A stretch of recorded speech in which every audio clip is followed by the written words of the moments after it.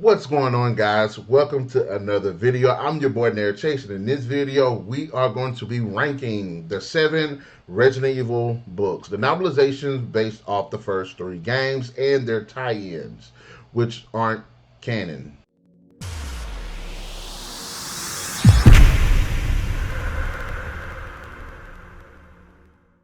Now, I'm not saying that this is going to be like, I'm going to go worst to best, but when I say worst, I don't mean like dog shit worst. I mean like, okay, the least likely I'd probably go back and reread it, or one I at least had the most fun with, or something that frustrated me the most in it.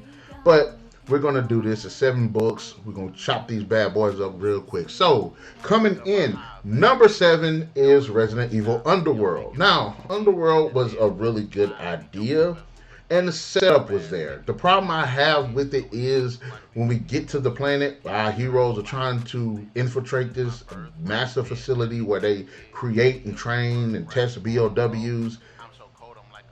It just don't feel like we quite got what we should have got. Feels like it was lacking something. Maybe not enough action. Maybe it was too much action. It's still like a good gauntlet for the characters to go through. It just felt like there should have been more to it. And plus, I didn't like the villain. I thought the villain sucked ass. I would have liked to have had either better personality, more motivation. And like I said, I've always had problems with Resident Evil villains, but this guy definitely is one of the worst in my opinion. Coming in at number 6 is Caliban Cove. Now, Caliban Cove also introduces a really interesting idea, the potential to use the virus itself to control people. And I like that idea. I think it was definitely going in a really creative and evolutionary direction of the series. But one of the problems I do have, unfortunately, again, is the villain. I thought the villain, as much as he went on this monologue about controlling the world and stuff, just fucking sucked. You know, look, all of my villains don't need some tragic backstory, but they gotta have charisma, they gotta have charm, they gotta have depth, they gotta have something. The bad guy freaking sucked. And then kind of another one of the issues I had with it was there's a lot of action in it, but it doesn't feel coordinated in an effective way that I would have liked it. Such as there being the characters are separated at one point, and I would have liked to seen them coordinate and see more of the benefits of why this virus is such a problem besides what we got in the book. But not to say that it's bad or anything, I just think I wish it could have been worked in a different way. Coming in at number 5, 0 Hour. 0 Hour sets up the events that lead to Resident Evil Umbrella Conspiracy or Resident Evil 1. And we get to follow Billy and Rebecca Chambers, and I like their relationship. I feel like this one is more BOWs rather than zombies, and yes, we get to see a lot of zombies and stuff. The villain this time was interesting because of what it actually was, what the villain actually is. And I do like the story. I thought it was going at a really good pace, and even though it sets up certain events before Resident Evil 1, it doesn't tell you necessarily what happens. It does and it doesn't. Because me personally, I would have liked to have seen what actually happened inside the mansion, the outbreak and all that stuff. And even though it does say it, I would have liked to actually seen it. But it still doesn't stop it from being a great read. You get to know these characters. You get to see them go through all kinds of hell with different BOW creatures. It is a good book. I'm not saying that it isn't. It's just I wish that we could have seen a little bit more.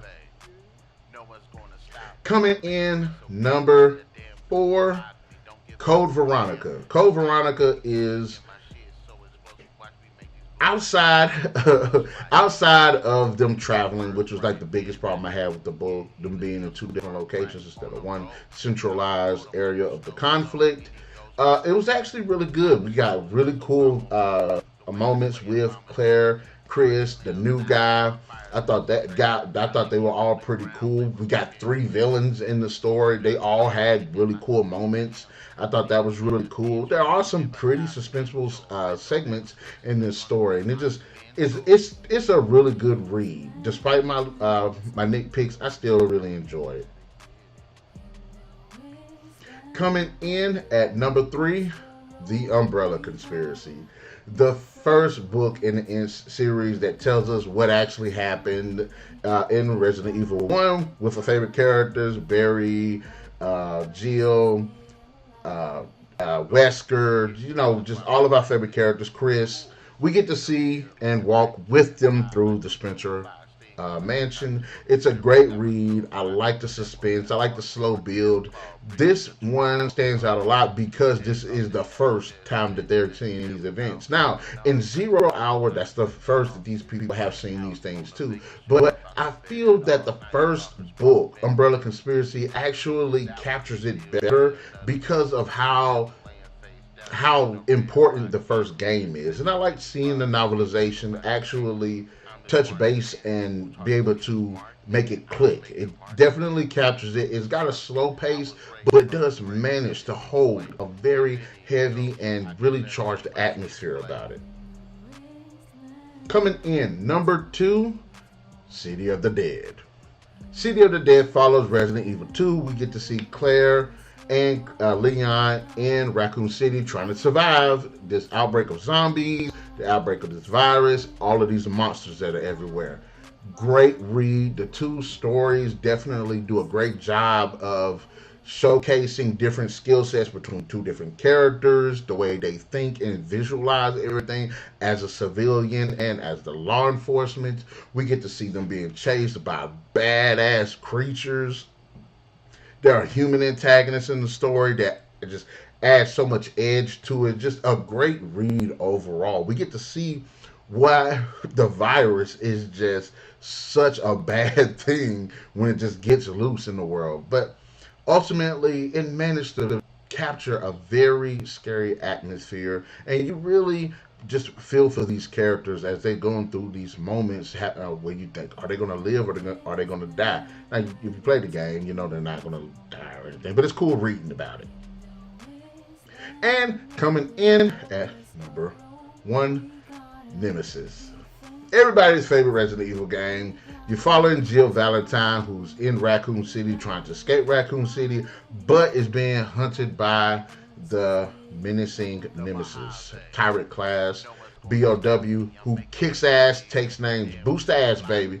Now, I love this story. I love the cat and mouse feel to it. I like the fact that we see her be resourceful, be quick, thinking quick on her feet. The action that's in the game, there's horror in the game, there's suspense in the game. I'm saying the game, but in the book. I mean, it's that in the game and it's in the book. But this was actually a really good read, just seeing everything from her perspective. We get other characters as well, but it's unique because we see it from her perspective. And not only is she dealing with psycho people as well, but that we see it from the fact that she's dealing with all these creatures, these zombies, and especially the effect Nemesis has on her. The thing about this book is, especially with Nemesis, is you don't know when he's going to show the hell up. So there's that overarching tension that's hanging over this character's head of this man, well, it's not this man, this asshole is just sitting here chasing me, and I don't know if he's going to show the hell up now or in 5 minutes or what. And I like how even without him being there, his presence is still felt. So it's a really good, tense read. All right then, guys. That's my take. That's how I rank my Resident Evil books. 7, Underworld. 6, Calvin Cole. 5, 0 Hour. 4, Code Veronica.